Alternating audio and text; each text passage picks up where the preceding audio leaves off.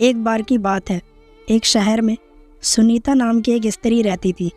सुनीता के 2 बच्चे थे, एक का नाम था राज और एक का नाम था नीता। राज की शादी रिया नाम की एक सुंदर लड़की से हुई थी। शादी के शुरुआती दिनों में सुनीता और रिया के बीच संबंध अच्छे थे, लेकिन धीरे धीरे सुनीता का व्यवहार बदलने लगा। वह रिया को छोटे मोटे कामों में ताने मारने लगी, उसे घर के कामों में व्यस्त रखने लगी और उसकी पसंद नापसंद का मजाक उड़ाने लगी। रिया सुनीता के व्यवहार से बहुत दुखी रहती थी। उसने कई बार राज को अपनी परेशानी के बारे में बताया, लेकिन राज अपनी माँ का पक्ष लेता था। रिया धीरे धीरे अकेली और उदास रहने लगी।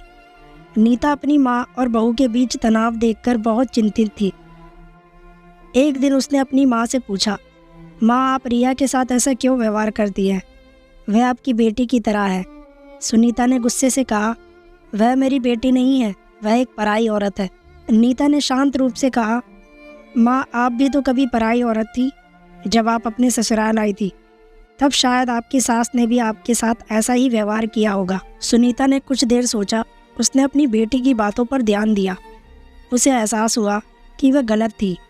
उसने रिया को कभी अपनी बेटी के रूप में स्वीकार नहीं किया था। अगले दिन सुनीता ने रिया से माफ़ी मांगी। उसने रिया से कहा कि वह अब उसे परेशान नहीं करेगी। रिया सुनीता की माफ़ी सुनकर बहुत खुश हुई। इसके बाद सुनीता ने रिया के प्रति अपना व्यवहार पूरी तरह बदल लिया। वह अब रिया को घर के कामों में मदद करती थी, उसकी बातों को ध्यान से सुनती थी और उसे अपनी बेटी की तरह प्यार देती थी। रिया भी सुनीता के लिए सम्मान रखने लगी। कुछ महीनों बाद सुनीता बीमार पड़ गई। रिया ने सुनीता की दिन रात सेवा की। वह सुनीता को डॉक्टर के पास ले गई, उनकी दवा का ध्यान रखा और उन्हें हर संभव तरीके से सहारा दिया। सुनीता रिया के प्यार और देखभाल से बहुत प्रभावित हुई। जब सुनीता ठीक हो गई तो उसने रिया को गले लगाया और कहा, बेटी, तुमने मेरे लिए जो कुछ भी किया है उसके लिए मैं तुम्हारी आभारी हूँ। तुमने मुझे सच्चा प्यार और स्नेह का मतलब सिखाया है। दोस्तों, मैं उम्मीद करता हूँ कि आपको ये कहानी अच्छी लगी होगी।